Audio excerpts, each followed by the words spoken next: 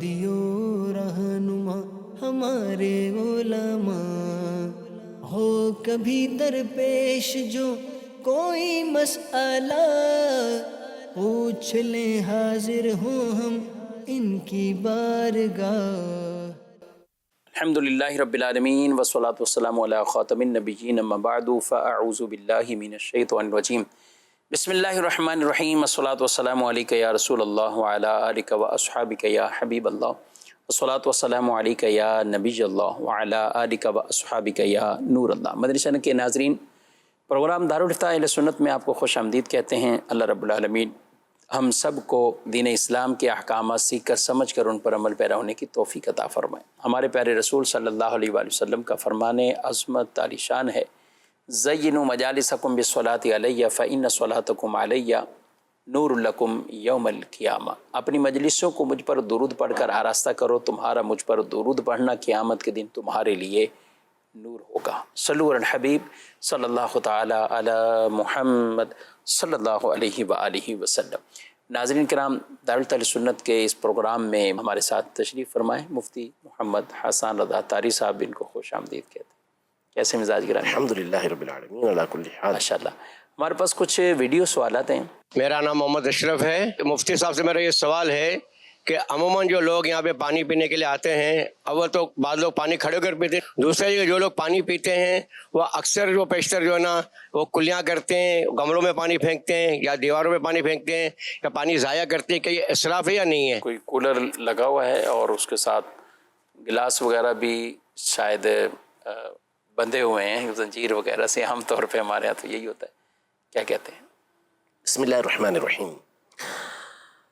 جو انہوں نے پہلی بات یہی کہی ہے کہ کھڑے ہو کے پانی پیتے ہیں، تو سنت مبارکہ یہی ہے کہ بیٹھ کر ہی پانی پیا جائے۔ دو طرح کے پانی اس حوالے سے کہ جو احادیث طیبہ سے کھڑے ہو کر پینا ثابت ہے، ایک تو زمزم کا پانی کہ نبی پاک صلی اللہ علیہ وسلم نے اسے کھڑے ہو کر پیا، اور دوسرا جو برتن وغیرہ میں وضو پہلے کیا جاتا تھا یا اب بھی کیا جا سکتا ہے، تو اس برتن میں جو پانی بچا ہوا رہ جاتا ہے اس کو کھڑے ہو کے پینا، جیسا کہ سیدنا علی المرتضیٰ کرم اللہ تعالی وجہہ الکریم کی حدیث مبارکہ میں نبی پاک صلی اللہ علیہ وسلم کے اس فعل کو ذکر کیا گیا ہے کہ اس پانی کو آپ صلی اللہ علیہ وسلم نے کھڑے ہو کر پیا۔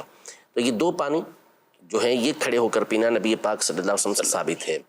باقی اس کے علاوہ جو نبی پاک صلی اللہ علیہ وسلم کی احادیث طیبہ یعنی قولی احادیث ہیں، اس میں آپ صلی اللہ علیہ وسلم نے کھڑے ہو کے پانی پینے سے منع فرمایا ہے، تو اس لیے کھڑے ہو کر پانی نہیں پینا چاہیے، یہ مکروہ تنزیہی ناپسندیدہ کام ہے۔ سنت مبارکہ یہی ہے کہ ہمیشہ بیٹھ کر پانی پیا جائے، جبکہ کوئی عذر نہ ہو۔ بعض اوقات عذر ہو سکتا ہے کہ بندہ ایسی کنڈیشن کے اندر ہے کہ بیٹھنا اس کے لیے مشکل ہے، کیچڑ وغیرہ اس مقام پر اس طرح کا ہے وہ نہیں بیٹھ سکتا، یا کوئی اور عذر ہے تو الگ بات ہے، اس پر کوئی کراہت کا حکم نہیں لگتا، ورنہ یہ مکروہ تنزیہی ناپسندیدہ کام ہے۔ اس کو گناہ بولیں گے؟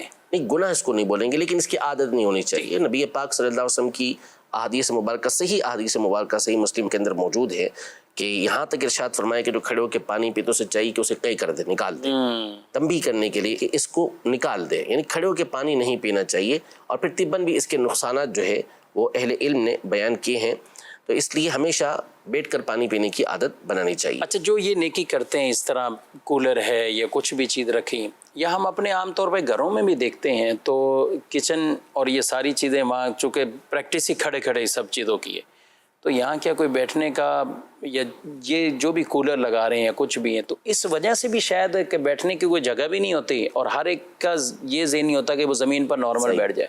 اس میں یہی ہو سکتا ہے کہ مٹی کا کوئی اس طرح کا بنا دیں، کیونکہ کرسی وغیرہ رکھیں گے تو پھر جب گلاس باندھنا پڑ رہے ہیں تو کرسی کو کیا کریں گے، گلاس نہیں چھوڑتے تو کرسی کا چھوڑیں گے، تو کوئی مٹی وغیرہ کا یا کوئی ماربل وغیرہ کا ایسا وہاں پر جس کو تھلا بولتے ہیں، بیٹھنے کی جگہ بولتے ہیں، وہ بنا دیں تاکہ جس کے لیے ممکن ہو بیٹھ کر وہاں آرام سے پی لے۔ ٹھیک ہے۔ اچھا، دوسرا سوال انہوں نے کیا کہ پانی پینے کے لیے ٹھنڈا پانی اب لوگ آ کے کلیاں دیوار پہ ادھر ادھر کیا کہتے ہیں؟ سب سے پہلی بات تو یہ ہے کہ جب یہ پانی پینے کے لیے رکھا گیا تو اصول یہی ہے کہ جس مقصد کے لیے پہلی بات جس مقصد کے لیے پانی رکھا گیا ہوتا ہے اسی مقصد میں استعمال ہوتا ہے، حتیٰ کہ اگر کسی نے اسی جگہ پینے کے لیے رکھا ہے اور لے جانے سے منع کیا ہوا ہے کہ کوئی لے کر نہیں جائے گا ادھر سے، اگرچہ کہ پینے کے لیے لے جانا ہو تو پھر لے جانے کی بھی اجازت نہیں ہوگی۔ تو یہاں پانی پینے کے لیے رکھا گیا ہے، اگر تو رکھنے والا بھی اس بات کی اجازت دیتا کہ اس کے ساتھ آپ ٹھنڈے پانی کے ساتھ کلیہ کرتے پھریں تو بھی اس کی اجازت نہیں ہوتی کہ ٹھنڈا پانی ان کاموں کے لیے نہیں ہے. اور اگر یہ ٹھنڈا پانی نہ بھی ہوتا، یہ عام سادہ پانی بھی ہوتا، تو بھی ظاہر ہے کہ اس نے کلیہ کرنے کے لیے یہاں پر نہیں رکھا ہوا، اس نے پینے کے لیے پانی رکھا ہے. اب مثال کے طور پہ سردیاں ہیں، لیکن ظاہر ہے کہ پیاس تو سردی میں لگتی ہے نا، تو اب ٹھنڈا پانی نہیں ہوتا، وہ سادہ پانی ہوتا ہے. تو کسی نے سادہ پانی رکھا ہوا ہے کہ چلے راہ میں کوئی جا رہا ہوگا تو اس کو پانی کی ضرورت پڑے گی تو پی لے گا، تو اب آپ اس سے کلیہ کرتے پھریں تو اس سادے پانی سے بھی اجازت نہیں ہوگی، چاہے جائے کہ آپ جو ہے وہ ٹھنڈے پانی کے ساتھ کلیہ کریں. تو اس طرح کلیہ کرنا، چاہے آپ دیوار پر کلیہ کر رہے ہوں، چاہے آپ گملے کے اندر کلیہ کر رہے ہوں، اس کی اجازت نہیں ہے. اگر آپ کو کلی کی حاجت ہے بھی کسی جگہ پر تو پھر ظاہر ہے کہ اس کے لیے علیحدہ پانی ہو، وہ آپ لیں، اس کے ذریعے سے کلیہ کریں، یا جو ایسا پانی ہو جس کو رکھا ہی اس مقصد کے لیے گیا ہو اس کے ذریعے سے کلیہ کریں. نہ یہ کہ وہ پانی کہ جو رکھا پینے کے لیے گیا ہے اور آپ اس پہ کلیہ کر رہے ہیں، اور اس کی اجازت نہیں ہے. اور اصل میں ہمارے یہاں یہ ایک دیکھا دیکھی ایک شوق بن جاتا ہے، یعنی کچھ بھی مسئلہ نہیں ہے، خامہ خامہ وہ گلاس کو دھوئیں گے. عادت بنی ہوئی ہے کہ پانی کی جو بوتل ہوگی یا اسی طرح کولڈ ڈرنک کو پیتے ہیں تو اس کے اندر آخر میں کچھ نہ کچھ بچانے کا ایک فیشن ہے کہ اس کو رکھیں گے بچا کر. شریعت مطہرہ ان چیزوں کو پسند نہیں کرتی. یہ چیزیں یعنی اس طرح ان کو ضائع کرنے کی اجازت نہیں ہوتی. کوئی وجہ ہو نا ضائع کرنے کی، کہ اس کے اندر کوئی کچرا آ گیا ہے، کوئی خرابی اس کے اندر موجود ہے، تو چلو ٹھیک ہے کہ اس کو استعمال نہیں کر سکتے. لیکن بس ایسے ہی کہ ایک فیشن بن گیا ہے، ایک ٹرینڈ بن گیا ہے تو اس لیے اس طرح کر رہے ہیں، تو اس کی اجازت نہیں ہوتی. ہاں بعض اوقات بندے کو ضرورت ہوتی ہے، منہ اس طرح کا خراب ہوا ہوتا ہے، منہ میں پہلے سے کچھ کھایا ہوا، یا جیسے کہیں کہ پان گٹکے اور اس طرح کی کئی چیزیں، پان گٹکے والوں کو تو ویسے ہی نہیں کرنا چاہیے کلی ایسے مقام پر. وہ یہی تو بالکل گندگی اور عجیب سی آلودگی کر کے چلے جاتے ہیں. آپ مسجدوں میں بھی آپ دیکھیں کئی جگہ نعوذ باللہ نعوذ باللہ، ایک وضو کر کے ہٹے یا کلیاں کر کے وہ چلا گیا، دوسرے کا وضو کرنا مشکل ہو جاتا ہے. اس میں ہر قوم مبتلا ہے. نسوار بھی پڑی ہوتی ہے بعض اوقات وضو خانوں پر، اور ساتھ ہی ساتھ یہ پان کی کلیاں بھی ہوئی بھی ہوتی ہیں. سگریٹ کے ٹوٹے بچے ہوئے ہیں، اللہ نہ کرے کہ وہ کبھی داخل ہوں، ورنہ بہرحال یہ حرکتیں ہو رہی ہوتی ہیں. تو اس طرح بالکل نہیں کرنا چاہیے. ایک جگہ منڈھیر وغیرہ بنا کر بھی لوگوں نے یہ پانی کا انتظام کیا، سبھی لگائی تھی اور پانی کا انتظام انہوں نے کیا، اور کہا کہ یہاں سے کوئی لے جانا بھی چاہے تو چھوٹی چھوٹی بوتلیں، اس میں اگر پانی کوئی راہ چلنے والے مسافر یا جیسے ایسے ہیں تو وہ لے جا بھی سکتے ہیں. لیکن بولے حال یہ ہو گیا کہ اب وہ پانی جتنا ہم بھرتے ہیں تو وہ کوئی لوگ کولر بھر کے لے گئے، کوئی کہ یہ، اور لے کے کون جا رہے ہیں، ارد گرد کی دکانوں بھرے لے کے جا رہے ہیں. تو جن کو اصل حاجت ہے، جن کے لیے یہ کام کیا تھا وہ نہیں. اچھا جو منڈھیر بنایا باقاعدہ بیٹھنے کے لیے کہ ہم وہاں پہ آرام سے، تو وہ اتنا گیلا کر کے اسی پہ پاؤں رکھ کے لوگ اپنے وہ کولر بھرتے رہتے ہیں، جس کی وجہ سے نہ کوئی بیٹھ سکے. بس اس میں وہ تربیت نہیں ہوتی، تہذیب نہیں ہوتی. مہذب قومیں کبھی اس طرح کا معاملہ نہیں کرتی. تو اس طرح ہمارے یہاں چیزوں کی تربیت ہے ہی نہیں. جب تربیت نہیں ہے تو پھر اس طرح کے معاملات یہ ہو ہی رہے ہوتے ہیں. اور دکاندار تو بہت سارے مقامات پر یہ تو کئی چیزوں میں ایسا سمجھتے ہیں کہ یہ ایسی تمام چیزوں کے اندر اپنا کوئی ذاتی اور شرعی حق سمجھتے ہیں. مسجد کے اندر آئیں گے تو بہت سارے مقامات پر یہ برتن آ کے مسجد کے اندر دھو رہے ہوتے ہیں. تو آپ دکاندار ہیں، آپ تھانے دار بھی نہیں ہیں، اور آپ جو ہے وہ کوئی مکان کے مالک بھی نہیں ہیں، مسجد کے مالک بھی نہیں ہیں، مسجد کا کوئی مالک بھی نہیں ہوتا. تو جو آپ کے طریقہ کار ہیں اگر اس انداز کے اندر مبتلا ہیں تو پھر ان چیزوں کو آپ کو ختم کرنا لازم ہے. جو چیزیں جس مقصد کے لیے رکھی گئی ہیں اس کے برخلاف کرنا بالکل بھی درست نہیں ہے. اگر اس طرح آپ کریں گے تو کل بروز قیامت اللہ کی بارگاہ میں آپ کو حساب دینا پڑے گا. نماز میں خواتین کو سجدہ کرتے وقت کوہنیاں زمین پر لگانی چاہیے یا نہیں لگانی چاہیے؟ اس پر امت اسلامیہ کا اجماع ہے، اور اجماع سے یہ بات ثابت ہے کہ جو مرد اور عورت ہیں ان کی نماز کے درمیان فرق ہے. یعنی کہ مستقل ایک دلیل ہے اس کی کہ اس پر اتفاق ہے. یہ دور جدید کے اندر چند افراد اس طرح کے ہیں جنہوں نے اس طرح مرد و عورت کی نماز کو ایک طرح بنا دیا ہے، ورنہ حقیقت یہ ہے کہ مسلمانوں میں ہمیشہ سے یہی رہا ہے کہ عورت اور مرد کی جو نماز ہے اس کے اندر فرق ہے. یہ پورا ایک تفصیلی موضوع ہے، لیکن بہرحال جو سجدے میں ہے عورت سمٹ کے سجدہ کرے گی. اور مراسیل ابی داود کے اندر اور سنن بیہقی کے اندر مرسل حدیث اس حوالے سے موجود ہے جس میں اس بات کا حکم دیا گیا، اور جیت سند کے ساتھ ہے وہ کہ اس بات کا حکم دیا عورت کے لیے کہ وہ سمٹ کا سجدہ کرے گی، زمین سے اس نے لگ کے سجدہ کرنا ہے. جو منع کیا گیا ہے وہ مرد کو منع کیا گیا ہے کہ مرد جو ہے وہ اپنے ہاتھوں کو زمین پر پھیلا کر نہیں سجدہ کرے گا، ورنہ عورتوں کے لیے کئی احکام جدا ہوتے ہیں. مثال کے طور پر بخاری مسلم کے حدیث مبارکہ ہے، منع فرمایا نبی پاک صلی اللہ علیہ وسلم فرمایا کہ امرت ان اسجد علی سبعۃ اعظم، ولا اکف شعرا ولا ثوبا، کہ مجھے اس بات کا حکم دیا گیا کہ میں 7 ہڈیوں پر سجدہ کروں اور اپنے بالوں کا جوڑا نہ بناؤں، سمیٹوں نہ ان کو، اور کپڑوں کو نہ سمیٹوں۔ تو اب یہ جو بالوں کا جوڑا بنانا ہے یہ اس دور میں، اور اب بھی ہو گیا شروع، مرد بناتے تھے بعض اوقات، تو مردوں کو منع کیا گیا کہ وہ جوڑا نہ بنائیں، تو عورتوں کو تھوڑی منع ہے، عورتوں کو تو جو ہے وہ جوڑا بنانے کا حکم ہے، انہوں نے اپنے بالوں کو سمیٹ کے رکھنا ہے۔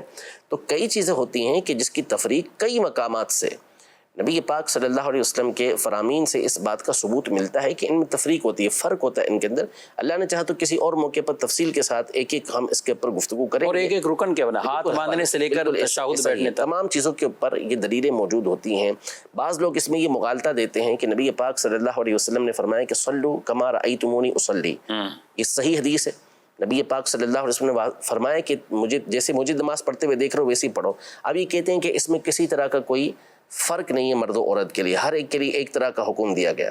تو ہم یہ عرض کرتے ہیں کہ نبی پاک صلی اللہ علیہ وسلم کی صحیح حدیث مبارکہ موجود ہے کہ خذوا عنی مناسککم، مجھ سے اپنے حج کے ارکان سیکھ لو۔ تو اب کیا عورتوں کو اب اس بات کا حکم دیں گے کہ وہ بھی مردوں کی طرف عمل کرتے ہوئے چلیں؟ کیا آپ اس بات کا حکم دیں گے کہ وہ اپنے کندھوں کو کھولیں؟ یا اس بات کا حکم دیں گے کہ وہ صفا مروہ کے درمیان جب میلن اخضرین آتا ہے تو اس میں دوڑ لگائیں؟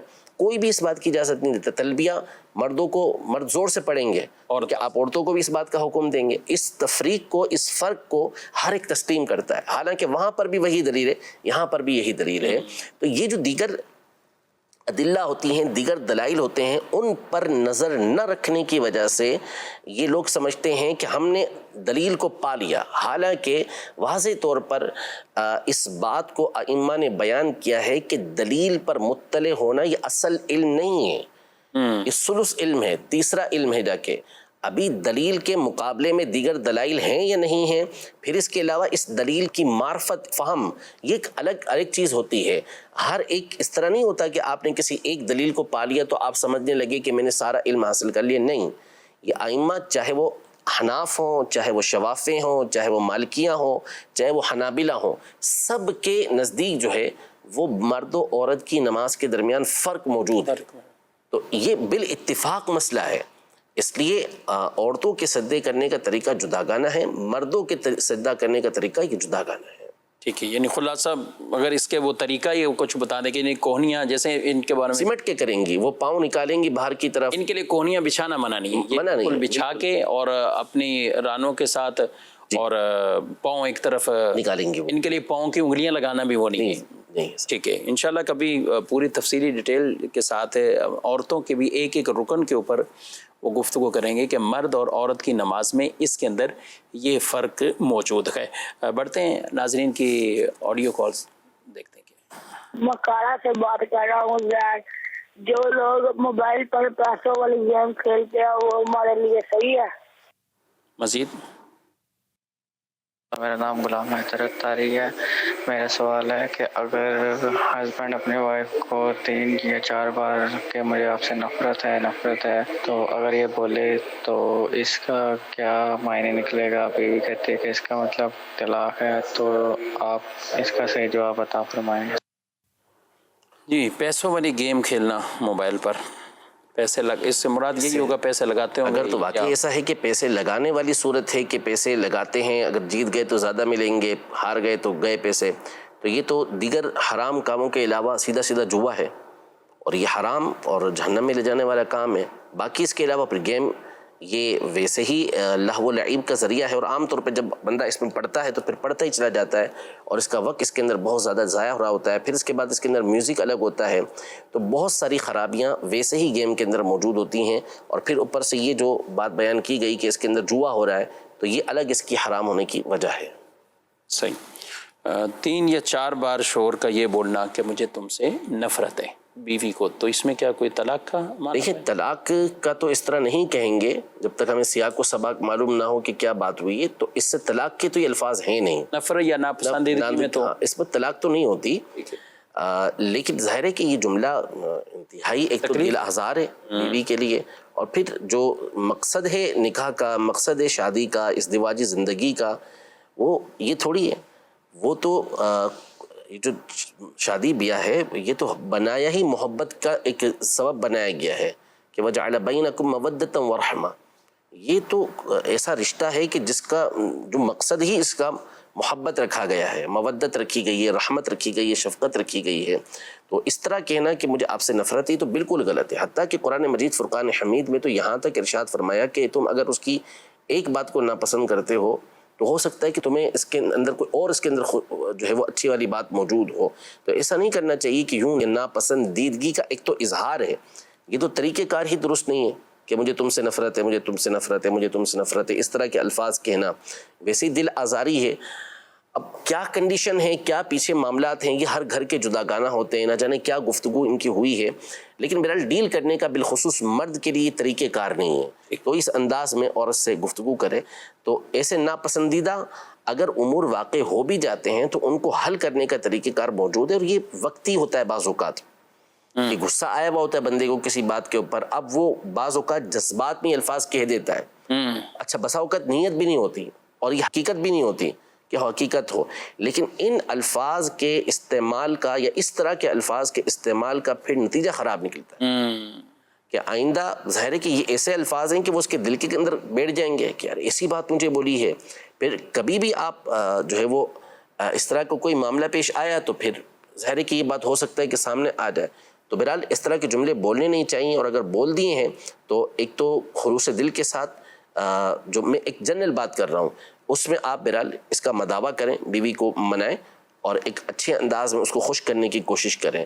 لیکن ظاہر ہے کہ ان کا معاملہ یا انہوں نے جن کی طرف سے سوال کیا ہے ان کا معاملہ کیا ہے وہ ہمیں معلوم نہیں ہے کہ پیچھے کیا بیک گراؤنڈ ہے اس تمام چیزوں کا. تو اس کے لیے ظاہر ہے کہ آپ کسی مفتی اسلام سے رابطہ کر لیں اور اپنی ساری ڈیٹیل بتائیں گے تو اس کے اوپر پھر رہنمائی صحیح طریقے سے کی جا سکے. یعنی ممکن ہے کچھ قصور بیوی کی طرف سے بھی ایسے ہی یعنی بہت زیادہ قصور ہو، کیونکہ ایسے الفاظ جو ہیں وہ جب بولے گئے ہیں تو پیچھے کیا ممکن ہے کہ کیا کچھ نہ کیا گیا ہو. تو اس لیے ہم ان کے حوالے سے گفتگو نہیں کر سکتے. بیوی کو بھی کچھ سمجھائیں گے کہ آپ شوہر کو اس طرح دیکھیں سب سے بنیادی چیز یہ ہے کہ شوہر کے اندر برداشت کا ہونا بہت زیادہ ضروری ہے، بالخصوص آج کے ہمارے دور کے اندر برداشت کا مادہ یہ بہت ضروری ہے. دوسرا عورت کو اپنی زبان پر قابو کرنا بہت ضروری ہے، اپنی زبان کے اوپر بہت زیادہ قابو رکھے، کیونکہ عورتیں عام طور پہ پہلے بھی ان کی زبانیں تو مشہور تھی کہ اس طرح کی باتیں کرتی ہیں، اور فی زمانہ تو جو ہمارے سامنے آپ بھی بیٹھتے دارالفتہ میں آپ کو پتہ ہی ہے کہ کتنے کیس اس حوالے سے آتے ہیں کہ یہ زبان کی جو مصیبت ہے اور اس کا جو استعمال ہے وہی عام طور پر جو ہے وہ خرابیوں کی طرف لے کر جاتا ہے. لیکن بہرحال عورت کا معاملہ اپنی جگہ پر ہے، ان پر بھی لازم ہے کہ وہ اپنے شوہر کا احترام کریں، بالخصوص چیخنے چلانے سے یہ گریز کریں. یعنی میں ایک دفعہ کنز الایمان میں کچھ عرصے کیس آتے رہے تو میں خاص طور پہ غور کرتا رہا کہ وجہ کیا بن رہی ہے. کہ وجہ ویسے تو بہت ساری وجوہات ہمارے سامنے آتی رہتی تھی، وہ بھی غور ہوتا رہتا تھا، لیکن ایک چیز میں نے بہت غور کی کہ بالخصوص جو آرام کا وقت ہوتا ہے نا، جس سے صبح ناشتے کے لیے اٹھنا ہے یا اسکول کے لیے بچوں کو بھیجنا ہے، اس وقت ایک ٹینشن تو ہوتی ہے عورت کے اوپر، اس سے کوئی انکار نہیں ہے. ظاہر ہے کہ مرد آرام کر رہا ہوتا ہے، سو رہا ہوتا ہے، اس کے لیے کوئی اتنا مسئلہ نہیں ہوتا، تیار ماں نہیں کرنا ہوتا ہے، بیوی نہیں کرنا ہوتا ہے. تو اب ظاہر ہے کہ اس کے اوپر ایک ٹینشن ہوتی ہے، اور بچے ظاہر ہے کہ اٹھنے میں اکثر یہ تنگ کرتی ہے، تیار کرنا، ان کو کھلانا پلانا، سارا یہ ذمہ داری اس کے اوپر ہوتی ہے عورت کے اوپر. نو ڈاؤٹ کہ یہ اس کی بہت بڑی ایک ذمہ داری ہے اور جس کو وہ نبھا رہی ہوتی ہے عام طور پر. لیکن اس میں بسا اوقات ان کی زبان بہت تیز چلتی ہے، چیخنا چلانا بولنا. تو اب بسا اوقات ایک تو ہوتا ہے بندہ جس کی نیند آرام سے وہ پوری ہو رہی ہوتی ہے، بعض اوقات لوگ بہت سے مرد ایسے ہوتے ہیں رات دیر سے آتے ہیں، ان کی نیندیں پوری نہیں ہوتی. اب یہ جو کیفیت ہوتی ہے نا اس میں بسا اوقات ان کو غصہ آ جاتا ہے. اچھا میں نے اس پہ کئی دفعہ نوٹ کیا کہ اس میں معاملات بڑے خراب ہوئے اور اس طرح کے کیسز آتے ہیں واقعی آتے ہیں اس طرح. تو اب یہ تھوڑا سا اس حوالے سے بالخصوص یہ جو چلانے والا معاملہ، چیخنے والا معاملہ، ڈانٹ ٹپٹ والا معاملہ ہے، اور بالخصوص ایسے مواقع پر یہ نہ کیا جائے. مرد کو چاہیے کہ وہ اس بات کا احساس کرے کہ آپ تو مزے سے سو رہے ہیں، آپ کو ٹینشن نہیں ہے، آپ کو کوئی زیادہ پرواہ نہیں ہوتی، آپ تو چلو وقت پہ اٹھیں گے، آپ کو ناشتہ بھی ٹائم پر مل جائے گا، آپ سارے کام کر لیں گے. کام تو اسی نے کرنا ہے، اور ظاہر ہے کہ اسی کی مہربانی ہے کہ ان تمام چیزوں کو وہ نبھا رہی ہے. آپ مہربانی مانیں اور آپ جو ہے وہ جذبات پہ قابو رکھ کے اپنی زبان کو ہمیشہ قابو میں رکھیں. ہاں ظاہر ہے کہ ہم اپنی بہنوں کو، اپنی بیٹیوں کو یہ سمجھائیں گے کہ آپ بھی اپنی زبان کو قابو میں رکھیں اور اس بات کو سمجھا کریں کہ کہاں پہ کس انداز میں گفتگو کرنی ہے. ہر وقت چیخنا چلانا یا ڈانٹنا ڈپٹنا یہ درست نہیں ہوتا. یہ پھر بعض اوقات بہت ہی زیادہ ماحول کو خراب کر دیتا ہے. اور یہی وجہ ہے کہ ہم رمضان میں بھی دیکھتے ہیں کس طرح کے کیسز ختم نہیں ہوتے. بالکل روزے کی حالت میں بھی. اچھا اس کی بھی ڈیپ میں جائیں گے تو ظاہر ایک روزہ ہے, ایک طبی طور پر بھوک شدت دیگر, اچھا پھر باہر سے کام کاج کر کے کچھ تھک کے گھر پہ آیا ہے تو اب آتے ہی کچھ اس طرح کی چیزیں شروع ہو گئی. اچھا روزے میں بھی میں نے کچھ کیسز میں پوچھا نا کہ یہ ہوا کب ہے, واقعہ کب ہوا ہے؟ عصر کے بعد ہو رہا ہے. جیسے ادھر فجر کے بعد یا اسکول ٹائم میں یہ کنڈیشن ہوتی ہے تو ادھر عصر کے بعد اور مغرب کا ایک ٹائم ایسا ہوتا ہے کہ جس میں گھروں میں ایک دوڑ لگی ہوتی ہے, کھانا بنانا یہ وہ دیگر کئی چیزیں, افطار وغیرہ.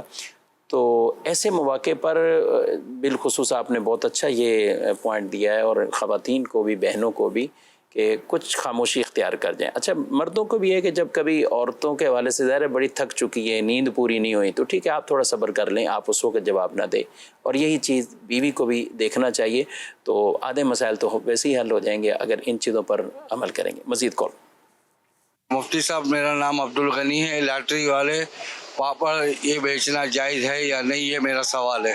لاٹری والے پاپڑ, کئی چیزیں برائیاں ایسی کہ چھوٹے چھوٹے بچوں کو بھی لگا دیا جاتا ہے. اصل میں لاٹری دیکھیں شفیق بھائی دو صورتیں بنتی ہیں. ایک تو لاٹری وہ ہوتی ہے کہ باقاعدہ کوئی جوئے ٹائپ کی ہو, ٹھیک, کہ کوئی چیز ڈالی یا پیسے دیے اور پرچی نکالی تو اس میں کوئی چیز آ گئی تو وہ پاپڑ آ گئی, یا فلاں آ گیا تو فلاں آ گیا. اور دوسری صورت جو اس میں ہوتی ہے وہ غالباً اس طرح ہوتی ہے کہ پاپڑ باقاعدہ خریدا ہے, بہت ساری چیزیں کوپن نکلتے نا اندر سے بہت ساری چیزوں کے, تو پاپڑ خرید لیا, اس میں کچھ بھی نہیں, اس میں کچھ بھی نکل سکتا ہے. اب اس میں ہو سکتا ہے کہ 10 روپے کی کوئی چیز نکل آئے, کوئی 15 روپے کی چیز, لیکن وہ اصل نہیں ہوتا.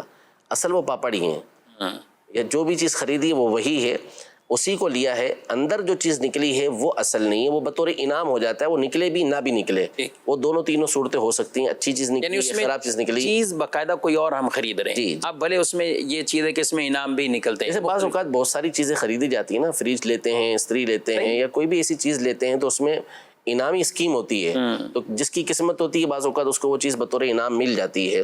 تو غالباً اس طرح کی یہاں پہ یہ صورتحال ہوتی ہے. نہیں, اس میں دوسرا بھی ہے, جو لاٹری والے یہ جو عام چھوٹے چھوٹے کریانے کی دکانیں, چھوٹے چھوٹے جنرل اسٹور ہیں, تو اس میں بچوں کے جو پیسے لگتے ہیں بعض اوقات ایسی ناپسندیدہ چیز کہ بچے کی بھی کسی کام کی نہیں ہے, جو نکلی اس سمے سے, اب اس نے خود ہی نمبر لینا ہے کہ میں نے یہ نمبر ہے.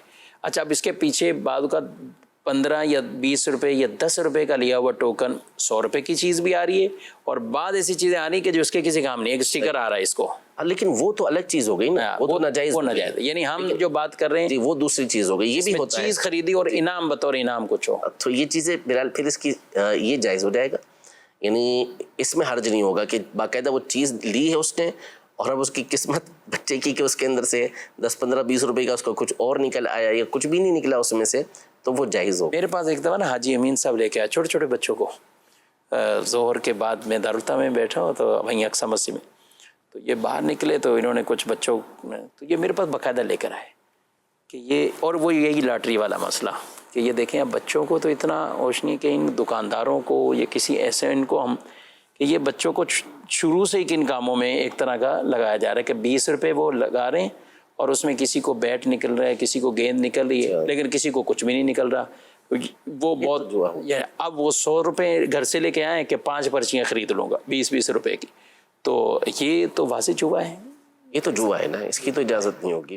بہرحال اس طرح ہی رہنمائی پاپڑ وغیرہ ہیں, یہ ہو گیا سوال کے طور پہ. بہرحال بچوں, ہاں وہ تو آتے رہتے ہیں, بچوں کو ایسی چیزیں بہرحال کھلانی نہیں چاہیے, اس میں احتیاط برتنی چاہیے, کیونکہ عام طور پر یہ بہت نقصان کا سبب بنتی ہیں. یعنی کیسز آتے ہیں اس طرح کے سامنے, خراب, اور بعض اوقات آپریشن تک نوبت پہنچ جاتی ہے, جلدی بن جاتی ہے, کبھی کچھ ہو جاتا ہے, کبھی کچھ ہو جاتا ہے. پتہ نہیں بعض اوقات تو یعنی یہ کوئی کھا رہا ہوتا ہے نا, تو اس میں سے جو اس کی بو آتی ہے نا اسمیل, اسی سے تکلیف ہوتی ہے. لیکن بہرحال جس کی عادت ہوتی ہے پان گٹکے کھانے والے, پوریا کھانے والے, اور یہ چیزیں لگانے والے, نسوار وغیرہ کر رہے ہوتے ہیں, ہمیں سمجھ نہیں آتی وہ چیزیں, اسی لیے بچوں کو یہ چیزیں اچھی لگ رہی ہوتی ہیں. لیکن بہرحال اس سے پرہیز کرنا چاہیے, یہ چیزیں نہیں کھانی چاہیے. معیاری چیزیں گھر کی ہوں, گھر میں بنی ہوئی ہوں, وہ چیزیں بچوں کو کھلائیں. یہ جو چیزیں کھلانی بھی ہیں تو کچھ ایسی ہوں کہ جس میں یا تو سرے سے نقصان نہ ہو یا کم از کم نقصان ہو، بچوں کو ایسے نقصانات نہ پہنچیں۔ ٹھیک، سوال ہے کیا عورت ناپاکی کی حالت میں ہاتھ میں تسبیح لے کر دروشی پڑھ سکتی؟ بالکل پڑھ سکتی ہے۔ عورت کو جو چھونا منع ہے ان حالات کے اندر، اس کیفیت کے اندر، اور اسی طرح جس کا وضو نہیں ہے، جس کے اوپر غسل فرض ہے، تو اس کے لیے قرآن مجید فرقان حمید کو یا جو قرآن کی آیت کسی جگہ پر لکھی ہوئی ہے اس کے پیچھے ہاتھ لگانا منع ہوتا ہے۔ باقی اس کے علاوہ دیگر چیزوں کو پکڑنا، مقدس چیزوں کے اوپر ہاتھ رکھنا، یہ اس کے لیے منع نہیں ہوتا۔ ہاں کتابیں جو ہوتی ہیں حدیث کی، تفسیر وغیرہ کی، اس کی پھر صورتیں الگ الگ بنتی ہیں۔ صحیح۔ تو بہرحال یہ تسبیح اگر وہ پکڑتی ہے اور اس پہ درود پاک پڑھتی ہے تو اس میں کوئی حرج نہیں، اچھی بات ہے کہ اسے ان ایام میں بھی اس کی عادت رکھنی چاہیے۔ ٹھیک، بلکہ نمازوں کے ٹائم اور خیال کرتے ہوئے یہ کر لینا چاہیے۔ باقاعدہ وہاں تو وضو کا حکم دیا کہ وضو کر لے، وضو کر کے اس وقت میں ذکر و اذکار کرے تاکہ اس کی عادت رہے۔ ماشاء اللہ۔ مزید کو مفتی صاحب سے سوال ہے کہ جب جماعت کے ساتھ مقتدی امام صاحب کہتا ہے سمی اللہ لمن حمیدہ، تو مقتدی نے ربنا ولک الحمد کب کہنا ہے؟ کھڑے ہو کر کہنا ہے یا پیچھے کھڑے ہوتے ہوئے کہنا ہے؟ اس کا جواب ارشاد فرما دیجیے۔ جی، امام یہ کھڑے ہو کر کہے گا، یعنی امام نے سمی اللہ لمن حمیدہ کہا تو اس پر کہنے کا حکم ہے کہ فقولوا ربنا ولک الحمد، کہ ہم نے پھر ربنا ولک الحمد کہنا ہے، کہ امام کا جو حق ہے وہ سمیع اللہ لمن حمیدہ کہنا ہے، اور ہمارا حق جو ہے وہ ربنا ولک الحمد، یا اس میں اور الفاظ بہت سارے ہیں، اللہم ربنا ولک الحمد کہنا، تو یہ الفاظ آپ کہہ سکتے ہیں، لیکن یہ کہیں گے کب؟ جب آپ کھڑے ہو جائیں گے، امام صاحب اپنی تسمیع پوری کر چکے ہیں جو انہوں نے کہنا تھا، اس کے بعد پھر آپ نے یہ پڑھنا ہے۔ ظاہر امام کے لیے بھی حکم یہی ہے کہ وہ جب کھڑے ہوں گے تو اس وقت سمیع اللہ شروع کریں، اور حمیدہ جب وہ قیام پورا ہو جائے، پورا قیام ہو جائے تو یہ اس وقت یہ خاموشی سے کھڑے ہو جائیں گے اور وہاں آ کر ربنا لک الحمد۔ اچھا، اس میں امام کیا ٹائم دیں گے ان کو ربنا لک الحمد پڑھنے کا؟ امام کے لیے اتنا تو کھڑا ہونا ضروری ہے نا، کہ جس میں کم از کم ایک تسبیح کی مقدار وہ کھڑا رہے گا۔ ٹھیک ہے، ایک تو بالکل سیدھا کھڑا رہے گا، صحیح، تعدیل ارکان، اور پھر ساتھ میں یعنی کہ اس نے کمر سیدھی کرنی ہے، پھر یہ ارکان کی تعدیل بھی اس کے لیے ضروری ہے کہ کم از کم ایک سبحان اللہ کی مقدار اس نے کھڑے رہنا ہے۔ ٹھیک، تو اتنی دیر میں بندہ بآسانی پڑھ سکتا ہے۔ یہ پڑھ سکتے ہیں۔ ٹھیک، مزید کو مفتی صاحب کی بارگاہ میں یہ سوال ہے کہ مسجد کی اوپر والی بلڈنگ میں مدرسے جو بچے پڑھتے ہیں ان کے لیے کمرے بنائے جا سکتے ہیں؟ ایک تو ہوتا ہے مسجد کا مدرسہ، اس کے علاوہ جو مدرسہ ہوتا ہے اس کے لیے مسجد کی بلڈنگ کے اوپر کمرے بنانے کا شرعی حکم کیا ہے؟ مسجد کی اوپر والی بلڈنگ کے اوپر کمرے بنا کر باقاعدہ مدرسہ لگانا۔ مسجد بن چکی ہے، مسجد مقرر ہو چکی ہے، اب اس کے اندر جو ہے وہ کمرے نہیں بنائے جا سکتے۔ مدرسہ بچوں کا لگانا ہو تو بھی کمرے نہیں بنائے جا سکتے۔ مسجد کے اندر جو اجازت دی گئی ہے بچوں کو پڑھانے کی، اس کی کچھ شرائط ہیں، ان میں سے ایک شرط یہی ہے کہ مسجد کی عمارت کے اندر کسی طرح کی کوئی تبدیلی نہیں کی جائے گی، جیسی وہ مسجد ہے اس کو ویسے ہی رکھا جائے گا، اوپر نیچے کہیں بھی جو مسجد قرار پا گئی اس میں آپ نے اب کوئی تبدیلی نہیں کرنی۔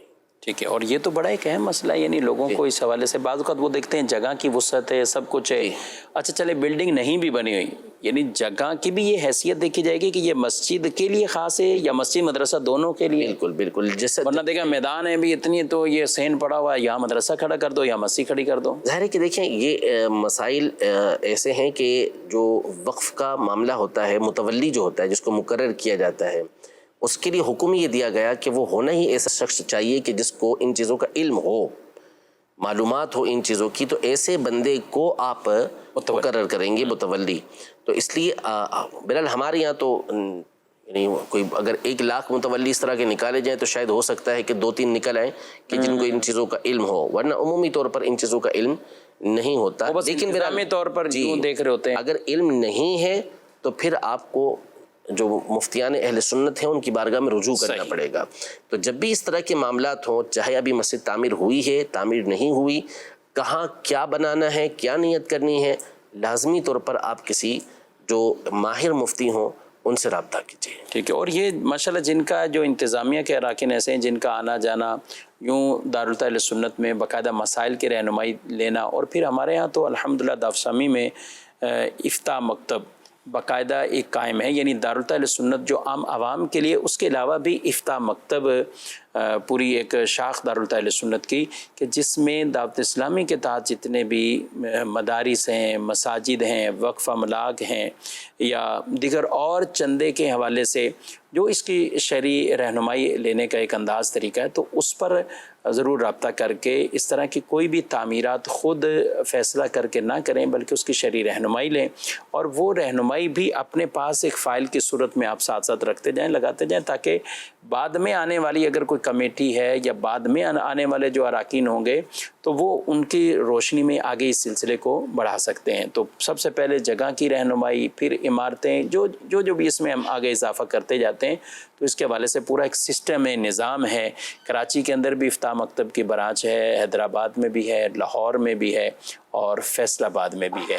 یہ چند شہر کے جن میں باقاعدہ افتاح مکتب کے طور پر دعوت اسلامی کے جو درپیش مسائل تنظیمی طور پر، جن میں جو بھی یہ مساجد، مدارس، چندہ یا دیگر وقف املاک سے متعلق ہے، تو وہاں آ کر یا ان باقاعدہ جو ای میلز ہیں ان پر رابطہ کر کے اس کی شرعی رہنمائی آپ لیں، اور اس کے بعد ہی ان چیزوں کو آگے بڑھائیں۔ اچھا، جو دعوت اسلامی سے ہٹ کر بھی عام عوام کے مساجد، مدارس جس میں اور نارمل بھی کمیٹیاں ہیں، تو آپ کے لیے بھی کوئی منع نہیں ہے۔ دارالتعلیم سنت بالکل آپ کے لیے، آپ دارالتعلیم سنت کی کسی بھی شاخ میں جائیں گے تو آپ نے یہ مسائل رکھیں، اور کئی لوگ ماشاءاللہ رکھتے ہیں اور اس کی معلومات لیتے ہیں۔ حسان صاحب، بعد کا تو صحیح سلسلہ چل رہا ہوتا ہے، لیکن جب تعمیر نو کرتے ہیں اس میں کئی مسائل ہوتے ہیں، یعنی پہلے والی مسجد کو شہید کر کے اب جو بنانے لگے اس میں پھر من مرضی کے معاملات ہو جاتے ہیں۔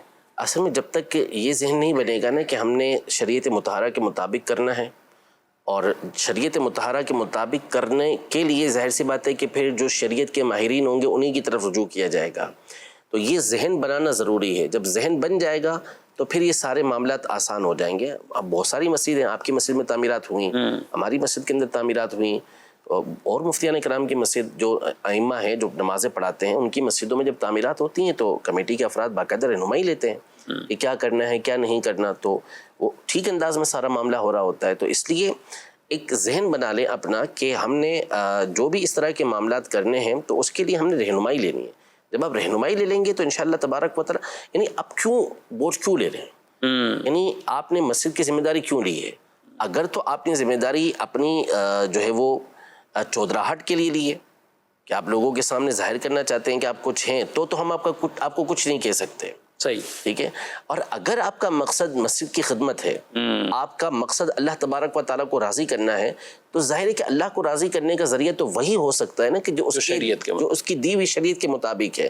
آپ اپنی مرضی سے تو نہیں کر سکتے کہ میں یوں کروں گا، اللہ کہے لیکن میں یوں کروں گا، رسول کریم صلی اللہ علیہ وسلم یوں کہیں لیکن میں یوں کروں گا، تو پھر کہاں سے آپ کے اس کے اوپر ثواب کی صورت ہوگی؟ تو عذاب ہوگا، وعیدیں ہوں گی اس کے اوپر۔ اللہ پاک آپ کی کوئی خدمت کا محتاج چھوڑیے مسجد کا، کہ آپ خدمت کریں گے تو ہی مسجد چلے گی۔ اللہ پاک اپنی جو ہے وہ پاک گھر کی حفاظت کرنے والا ہے، وہ چلانے والا ہے اس کو۔ ہماری اس کے اندر سعادت ہے کہ ہم یہ خدمت کریں، لیکن اب یہ خدمت اسی صورت میں قبول ہوگی جب کہ شریعت مطہرہ کے عین مطابق ہوگی۔ کیا خواتین بیوٹی پارلر کھول سکتی ہیں؟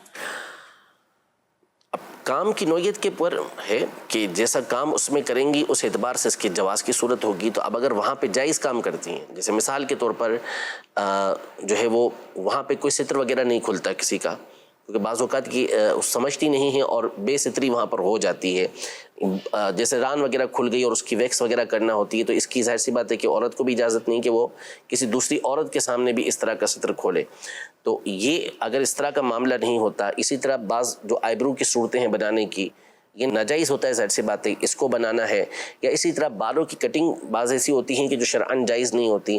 تو اس طرح کے جو ناجائز کام کریں گے اس کے اندر وہ ناجائز و حرام، لیکن ایک جو کٹنگ کی اجازت ہے بالوں کی وہ ہو رہی ہے، یا ویکس وغیرہ کروا رہی ہیں لیکن بے ستری اس کے اندر کچھ بھی نہیں ہو رہی، تو جو شریعت مطہرہ کے عین مطابق اس میں کام ہو رہا ہے، اس میں میک اپ صحیح کر رہے ہیں، کوئی اس کے اندر بے پردگی نہیں ہو رہی، تو کوئی حرج نہیں، اس میں عورتیں کر سکتی ہیں۔ ظاہر ہے کہ عورتوں کا یہ معاملہ عورتیں ہی کریں گی، مرد تو اس طرح کا بیوٹی پارلر کھولنے سے رہے، ان کو تو اجازت بھی نہیں ہوگی اس کی، تو عورتیں ہی یہ کام کریں گی۔ تو ایسا کام کہ جس میں شریعت مطہرہ کے عین مطابق وہ کام کریں گی وہ بالکل ٹھیک ہوگا، اور جہاں شریعت کی خلاف ورزی ہوگی وہ کام کرنے کی اجازت نہیں ہوگی۔ جی، مزید کال۔ مفتی صاحب سے میرا سوال یہ ہے، جن لوگوں کی اولاد جوان ہے، شادیاں بھی کرنی ہے اور ان پر حج بھی فرض ہے، اب اس پر حج کرنا ضروری ہے یا شادی کرنا ضروری ہے؟ جن دنوں میں حج کے فارم بھرے جا رہے ہیں اور شریعت مطہرہ کے مطابق اس کے اوپر حج فرض ہو گیا، تو اب اس صورت میں ان کو اس بات کی اجازت نہیں ہوگی کہ اس بات کو رکاوٹ بنائیں کہ ہمیں آگے بچوں کی یا بچیوں کی شادی کرنی ہے، گھر بنانا ہے، اس لیے ہم حج ادا نہ کریں، یہ اجازت نہیں ہے۔ تو جن ایام میں ان کے اوپر حج پر جانا فرض ہو چکا ہے، ان ایام میں تو یہ ایسا نہیں کر سکتے، حج ادا کریں گے۔ ہاں پہلے ابھی حج فرض نہیں ہوا، اس سے پہلے ہی شادیاں ہو چکی یا گھر بنانے میں وہ رقم استعمال ہو چکی کہ جب وہ دن آئے جب فارم بھرنے تھے ان دنوں رقم ہی نہیں تھی ان کے پاس، یہ صاحب استطاعت تھے نہیں، تو اب ظاہر ہے کہ ان کے اوپر حج فرض نہیں ہوگا۔ لیکن اس میں کئی ایسے کہ جو پیچھے سے یہ چلاتے ہوئے کئی سال آ رہے ہوتے ہیں، وہ تو ایسے ہی گناہ کر، ایک دفعہ فرض ہو گیا تو پھر تو لازم ہو گیا ان کے اوپر، اور جان بوجھ کے اس میں تاخیر کرنا گناہ بھی۔ جی ناظرین کرام، پروگرام آپ نے ملاحظہ کیا، وقت اپنے اختتام کو پہنچا ہے، آپ سے اجازت چاہتے ہیں، فی امان اللہ۔ ہادی و رہنما ہمارے علماء، ہو کبھی درپیش جو کوئی مسئلہ، پوچھ لیں حاضر ہوں ہم ان کی بارگاہ۔